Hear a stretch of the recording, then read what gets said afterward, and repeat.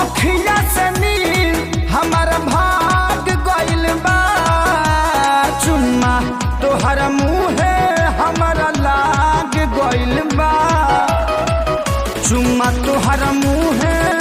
बाप रे कपड़ा पहनतिया तो पैंट ऐसा पहनतिया कि नीचे में है ना ऊपर में है चढ़ता ना आरा मशीन पर नहीं खसी आई। हाँ हाँ हाँ कुछ न बोलब हो।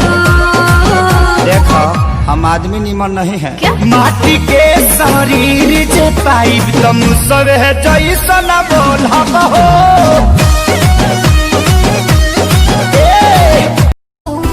राजा हम तक खतिया बिछवनी देखी लगा के मच्छरदनिया हो चली चली रानी हम भरलोट बरनी हम बनी गाँव में आ तू बाडू टाउन में हम बनी गाँव में आ तू बाडू टाउन में लागत जवानी कट जाए लॉकडाउन में हम बनी गाँव में जाता रुझान तो सोना एक बेर मीटिंग करा के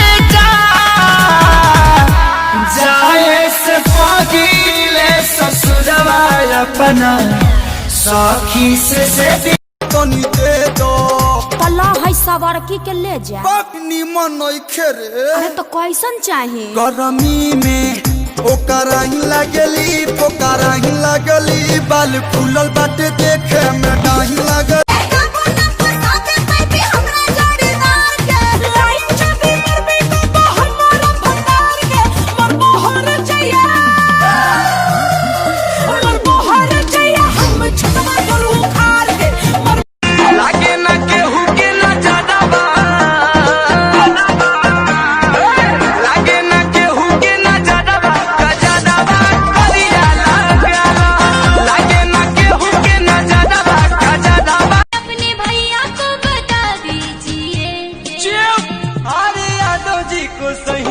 बना लीजिए काहे नजर फेरत नहीं खा तू अपना में हार पो मन कर टांग दी जवानी सी कहर पो सब लड़की तो इहे बात कहली सा हो बाकी डबल यार लेके रहेली सा हो लभ के पढ़ाई में फेल नहीं खूब गलती बाकी दोसरा के दिले नहीं जांच करा लो ओठ